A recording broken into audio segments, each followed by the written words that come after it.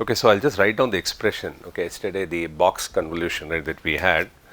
I think we all understood what it is, but let me just write it down. So it's like Yij is equal to summation m equals 0 to k1 minus 1, n equal to 0 to k2 minus 1, and then sum over all channels, c equal to, let's say, 1 to capital C, then I of I minus m, j minus n, the channel, into hf m comma n, that channel. Right, in general, okay, in general, wherever you are, right, when you're doing a box convolution, right, this is how it is. So if you have multiple feature maps, then it will go over. So it's like this, right? If at the input, if you had 3 channels, then the C will go from 1 to 3, and I is that particular image, right, on which you're acting, or a feature map. If it is somewhere in between in that C network, then it will be one of the in between channels. If it is at the input, then it will be I itself. So it can be like a color image, you know, that has 3 channels, R, G, B, and B. There is a color, red color, green, and blue. So it could be those channels, and then you have a filter which is for right, which is actually for that channel, and therefore when you concatenate for all C's, you'll get actually a box filter, and you're just summing up, right? Like I said, I mean, what you have is this kind of, you know, so you have this kind of a box filter, right? That's actually summing up along the, I mean, a channel depth, right? If you want to think about the channel depth, so you've got multiple channels and you're applying a box filter, and that box filter is simply calculating a convolution over each feature map, and all of them are being summed up, right? And K1 and K2 are like the size of your say filter, right? H, the size of H is actually K1 by K2, right? So depending upon it can be symmetric, it need not be symmetric, right? So in general, it will be like some K1 by K2. You can think of situations where you know, H need not be square.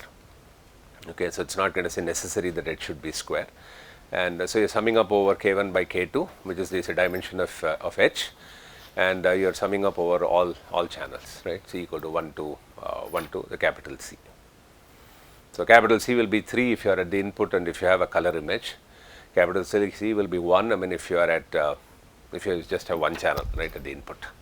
Okay, now having said this, let me actually go to an animation, right, which I thought I will show to you, right, and so I think this you saw yesterday, and of course, you know, right, this is what is actually a document kind of a reader, right.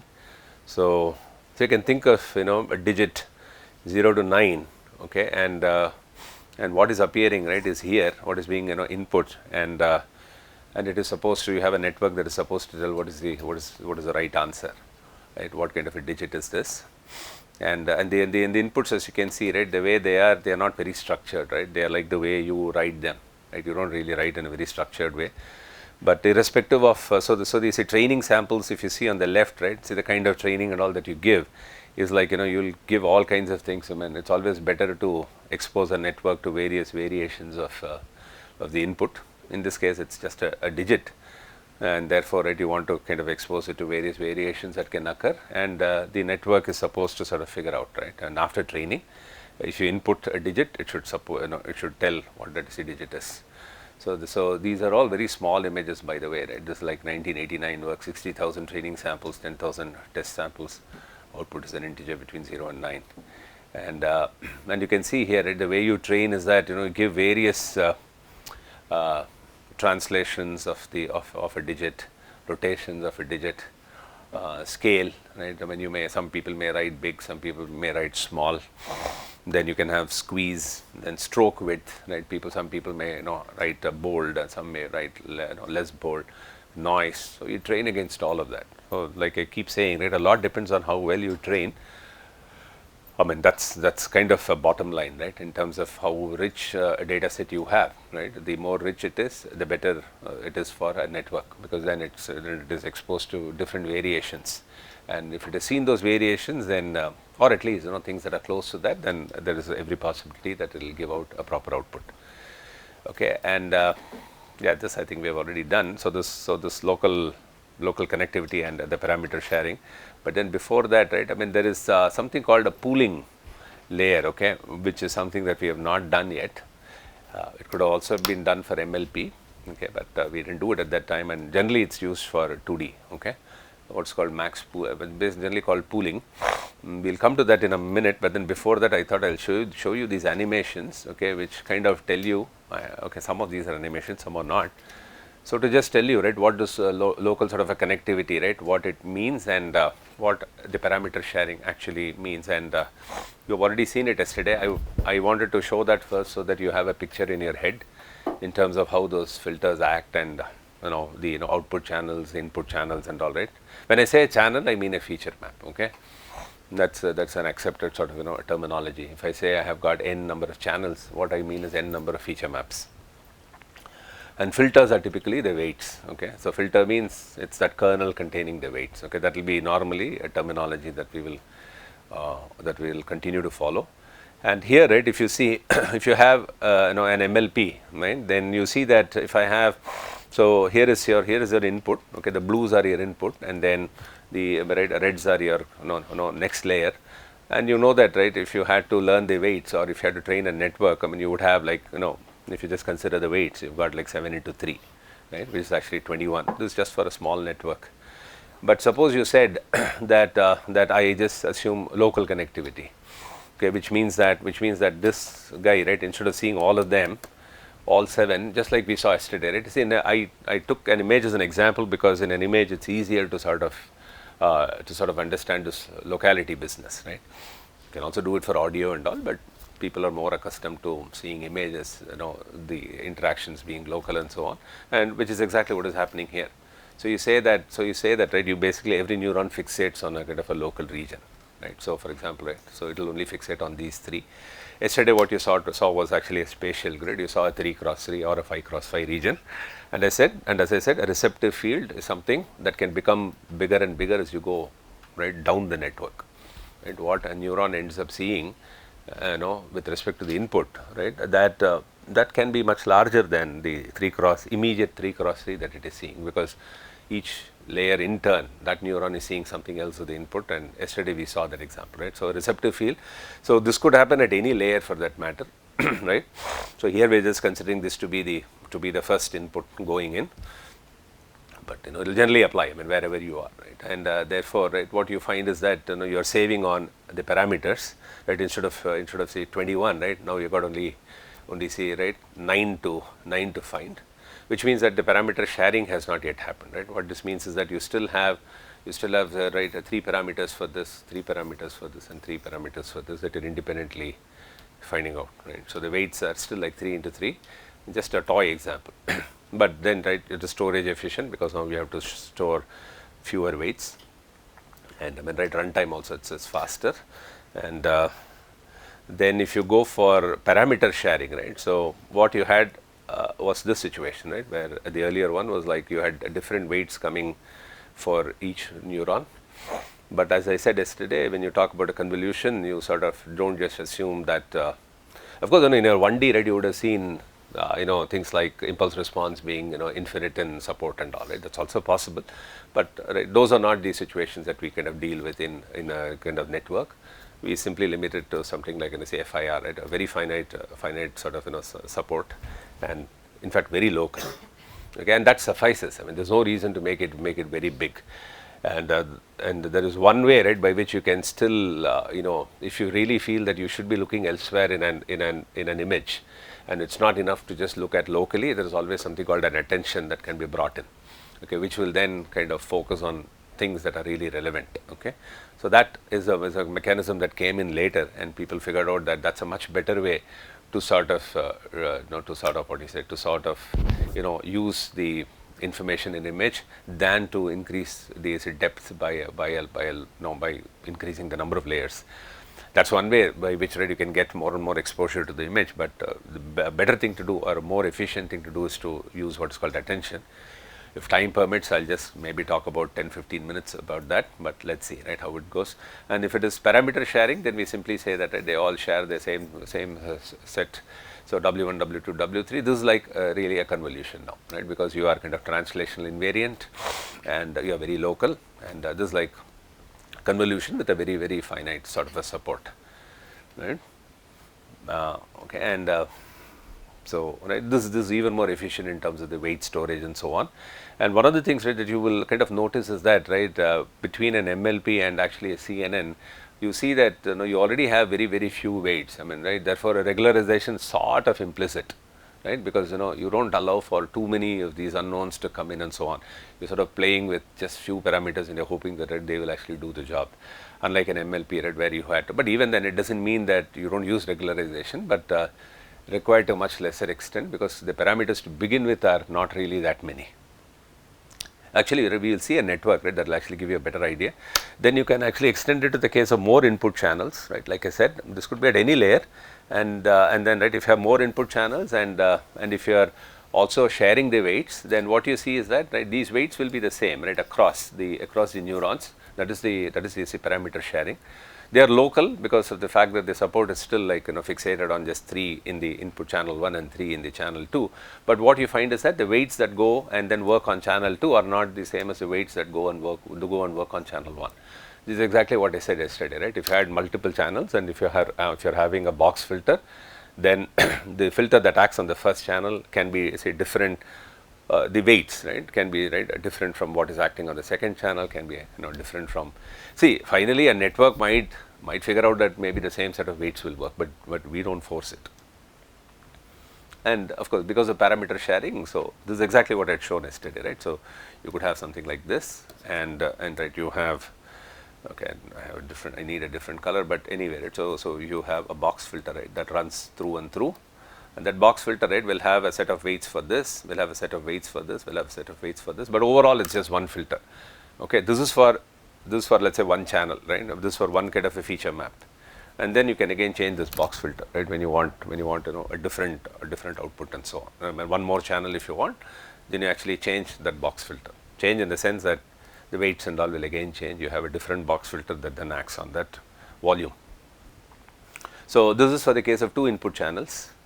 Right, and so I think this is something that you saw yesterday, but not in this form, right. Then you can also have 1 input and then 2 output channels, right. This is exactly what I was talking about right now. So for example, right, so right, in this case, what will happen? You have a parameter sharing. So for example, right, these weights are all the same, right, which is like saying that right, I have this, and then I have. So this is like, okay, so I need to see 2 output channels. I have 1 input channel, right. So what I'll do is I'll have 1 filter that works on this and then gives me this output, and then I've got another filter that again works on the same input, gives me a different feature map. Right? That's what you're seeing here. So the second output channel is this, right, and these weights are again shared, by which we mean that as you go from here to here to here, you keep on applying a convolution, then whatever values you get here, they are all obtained with the same filter. You don't change the filter, right. That's why those colors are all the same, right. These colors from say neuron to neuron within a layer. So when you look at this, you should look at it as kind of neurons sitting in this spatial grid. When you look at this, you should look at it as neurons sitting at the input. This is 1D, but in 2D, right, that's how you would actually visualize. Right, I mean 1D maybe sometimes is easy to visualize, but 2D is also equally convenient. Right, and that is what we saw yesterday, but this is just a different way of visualizing the same thing. Then a generic level, right, looks like this. So there is a local connectivity, right, which is what by which we mean that there is a spatial support which is very, very finite and limited in its spatial extent. And by the way, the weights and all, we are not forcing anything, right. These are all of course the real weights. I mean, people have tried complex CNNs and all, but I don't think much has come out of that. So really, weights are all real. They can be negative, positive, right. We don't put any constraints on them. And what is happening is at any, for example, right, this is an output map. So if you're looking at any one feature map in the output, right, then you're really looking at a box filter, okay, that is locally acting through the right input channels. Right. So an input could be like multiple channels that you have here, and you have a box filter that's kind of working through that volume, right, and whatever is that. So this cone it will kind of eventually lead to 1 pixel here. Then maybe right after this you're doing something, and then right, you've got one more feature map out there, then that will kind of work through this volume, right. So you'll have like this volume that it will work through, and then all of this will kind of say converge to a point here. You may do something in between also. It doesn't mean that convolution has to be followed by another convolution. You can do something inside between the two, but whatever it is, right. So you're sort of, right, this is what you're effectively doing. So you're doing parameter sharing, you're doing local sort of a connectivity, right. Now in general, if you look at a CNN architecture, right, any CNN for that matter, you will typically find these kind of things, okay. So one is a convolutional operation, which we have already seen, and then there should be a nonlinear activation, because convolution is all the linear part, right, where you're just doing your weighted averaging, adding a bias. I am not explicitly speaking about bias, but it's all there. And what you're really doing is, right, you're doing convolution followed by a nonlinear activation, and typically that will be ReLU.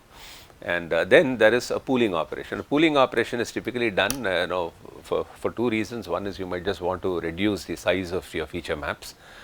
It's that you can think of it, it's not exactly a subsampling operation, because subsampling typically means that for example, if you have 4 elements, right, you can just merge them to 1, okay. That is typically subsampling. You could just uniformly average them, or you could have a filter that actually tells how each one should be weighted. Simplest way is just average them. But that's a way to do, that's a pooling, that's called average pooling. But there's something called max pooling, where you actually pick the one that is maximum, right, in that. And the idea is that take the maximum information and not really propagate, right, everything out there. This has been originally proposed in the guise of something else, okay. And I think the CNN folks gave it a name as max pooling, but this was not a very new idea. I mean, right, so the people have used this before. I don't know what terminology they were using at that time, I can't recollect now, but max pooling is a name that came later. Then what you could typically have is again a convolutional railing, and okay, this is not kind of say necessary that you will always have all of this. Sometimes you may have a pooling, you may not have a pooling, and that is all sort of a trick of the trade, right, in the sense that what architecture works best for a problem is something that nobody knows, okay. Sometimes you take cues from architectures that have already been built for certain problems, and then that, right, that may be a good starting point, right, instead of just starting from in the wild. So that can be a good starting point, but no one really knows, right, what is the best way to kind of go forward. And what you typically, if you have a classification kind of a problem, not kind of say necessary that every classification should end up in a fully connected output layer. But many a time you will find that there will be an FC layer which is fully connected, a bunch of FC layers, and in this case, right, what is happening is you have come till this point, and these are all still your 2D feature maps, and you're sort of unwrapping them, right. So that's called the flattening part. You can flatten in whichever way you want. It's called lexicographical flattening. So you may put like first row, I mean, you can unwrap in whichever way you want. Even network will figure out accordingly. If you unwrap the other way, if you take this way and then unwrap, or if you take this way and then unwrap, whichever way you unwrap, it will then figure out what is the best way to learn the weights for that unwrapping. But eventually the length of the vector will be the same, right. So this one dimensional vector that you get, right, that will be the volume of, so right, if you think about this M and K, so it will have a dimension M into N into K, right, that will be the dimension of that one dimensional vector. So that's called a flattening operation, and then after that you will get get a next fully connected layer if need be. Typically it will be there, and then maybe, right, you have a classifier, the output layer with a softmax sitting there, and then that's going to do a classification. Yeah. So why are we using a ReLU? For the same reason that why you need a nonlinear activation. Why should one not use ReLU? No, sorry. If I do not use any activation. No, but then the point is a non-linearity, right, you have to bring in, no? Say ReLU brings in a non-linear activation, otherwise all the operations will become linear, right? Otherwise you can combine 2 convolution blocks and effectively you get only 1 filter, right? So this non-linearity, see, the whole thing behind neural networks is this kind of non-linearity that you're trying to bring in, right? And the non-linearity you can bring in only through some activation. It can be sigmoid, it can be something, but as I said, right, ReLU, the gradient problem is not there with ReLU. Even if x is high, right, gradient is still 1.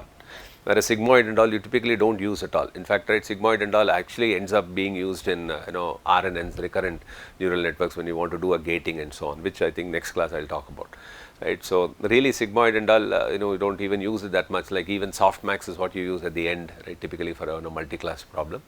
So, yeah, so I think you could have used anything else for that matter, leaky ReLU you can use, but typically you need a nonlinear activation there, because that is what will then pull out interesting features which you then aggregate over channels, right.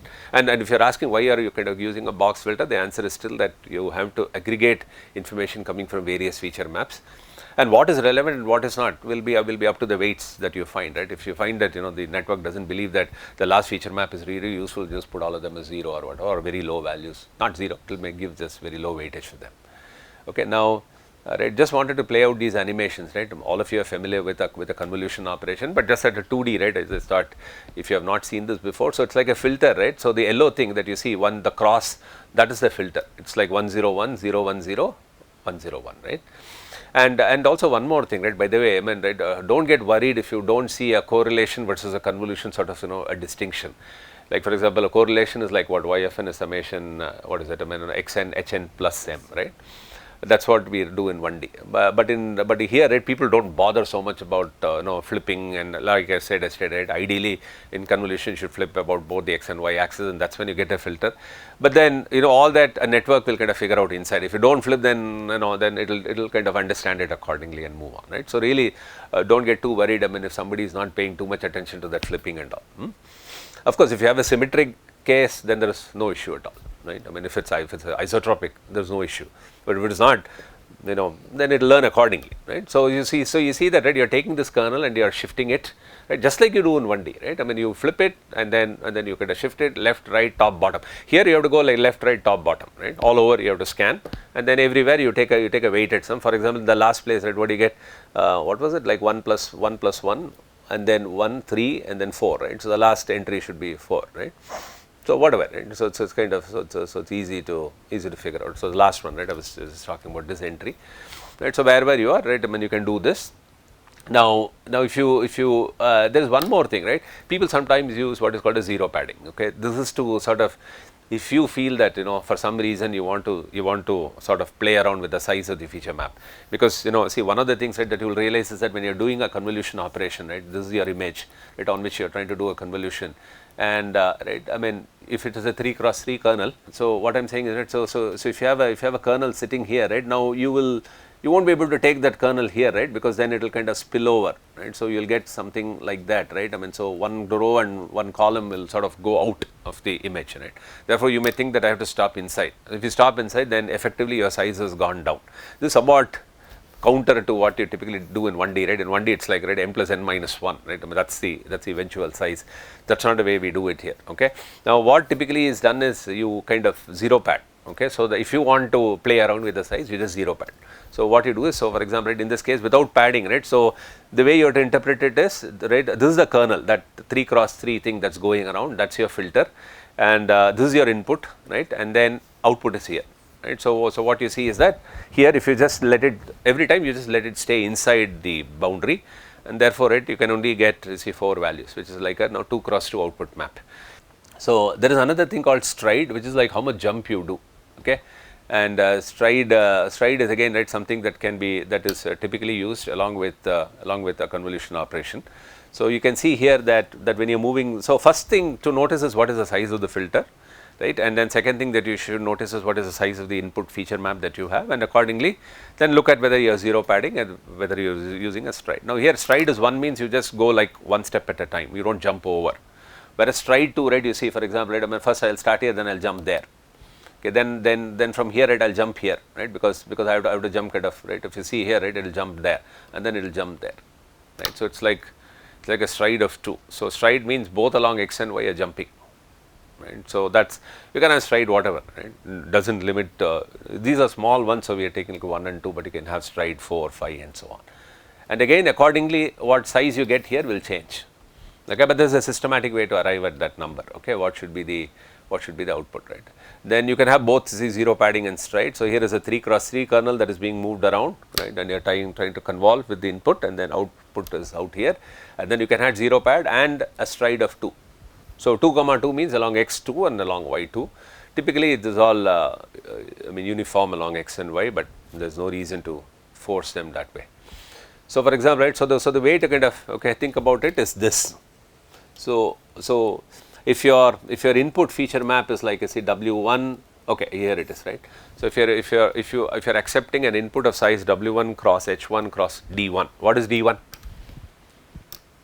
The number of feature maps, right, number of feature maps in the input. W1 cross H1 is the spatial extent. Okay, so if you have W1 cross H1 and then D1 number of such feature maps, and if you are using number of filters k, what does that mean? That means in the output you will have k feature maps, right. So I mean all this now you should be kind of comfortable with. So when we say number of filters k, that means we are trying to use k number of box filters, and if you use k number of box filters, you should actually get k output feature maps, right. And spatial extent f. So spatial extent f means of the filter, right, that you are using. So here we are assuming it to be f cross f, but it can be f1 cross f2 also. There are situations where you need a rectangular kernel and all, okay, but generally f cross f. Stride is s, which you know now, and then amount of zero padding is p. Then what you have is W1 minus f plus 2p by s. So it's like this, okay. Whether the way it's written is a little confusing. So think about this as W2 is equal to W1 minus f plus 2p by s plus 1. Okay, and similarly H2 is whatever, right, H1 minus f plus 2p by s plus 1, and D2, which will be what is the depth of the output feature map, that will be of course equal to k, because that is the number of filters that you are using, right. And so of course you can calculate how many weights and biases, that I think yesterday itself I told you, right. So in this case, how many unknowns will you have?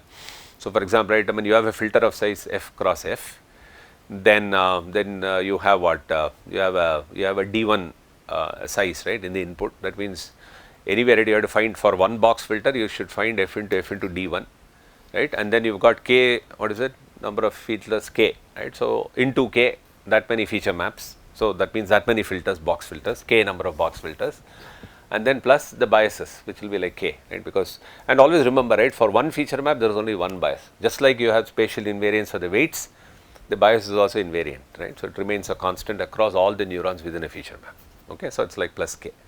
So and therefore, right, and of course, right, so the pooling operation, right, looks like this. So right, if you have 1 1 5 6, right, so and if you say that, right, and pooling also you can kind of say define in terms of a filter. The filter simply means what is the local extent that you are seeing, and there is no filter to be estimated here, okay. This is unlike the previous things where you have to estimate weights. There are no unknowns that a pooling layer introduces. It doesn't introduce any unknowns. It's just a matter of whether I take the support like 3 cross 3, or whether I take 2 cross 2, or whether I take 2 cross 3, what size I want to take. So here the filter says 2 cross 2, that means you are just looking at a 2 cross 2 region, and then whatever is the maximum value, you kind of put that. And similarly you take this, find that the maximum value is this 8, put that, and whatever, right, here it's 4, so you put that here, okay. And here also you can have a stride, so which basically means that I can start here. I could have taken this one also if my stride was 1. I could go like one step at a time, in which case, right, I'll get basically one more entry here, okay. But in this case the stride is actually 2, so I'm taking here, then I'm jumping, okay, then I'm jumping down, then I'm jumping down, and the same formula applies, right, whatever you had there. And the main reason why you want to sort of use pooling is to actually reduce the spatial, is to make sure that you have fewer unknowns, and also the fact that, right, that will probably help you learn in a sort of a better manner, and then computationally, right, it will be advantageous if you have fewer unknowns to estimate down the line, okay. And always remember, pooling does not involve any new computation. Therefore, when people talk about layers, pooling is not considered as a layer, because layers typically mean that some sort of a computation should happen there. That means some weights have to be estimated, something should go on there. This is a typical terminology, right. So if you see that something has 6 layers, then you will actually, that will typically mean that there are 6 layers where the computation is going on. So in between, if you have 4 pooling, I mean it won't add to the number of layers. I mean this is generally the case, but if somebody represents it in a different way, this is the thing. Of course, average pooling can also be used, but not as popular as max pooling. Okay, and the formula is exactly the same, right. You can cross check all this, right. I don't want to do this, please go ahead and cross check, okay. And so the ReLU anyway, right, you people know, flattening, softmax, right, all this you know, okay. So I think let me go to the next one, right. So I thought what we will do is we'll take one one architecture today, right? That's what I wanted to do. And AlexNet, right, for example, okay, which is one of the most important sort of architecture, which is one of the very first, right, to actually emerge, okay, and I thought we will do that today, okay, so that, right, I mean, one architecture, if you understand, I mean, you'll get this one will go in, yeah, I mean, not in great detail, but still to some fully convolutional. So does that mean that I should flatten the entire image and do only convolutional? No. Fully convolutional means 2D convolutional. Fully, it's actually 2D. Okay, so nowhere any flattening happens. So it's like till the last one you have a 2D feature map. That's fully convolutional. So nowhere are you doing an FC layer fully connected. Nowhere will you have like m into n number of weights. That will never happen.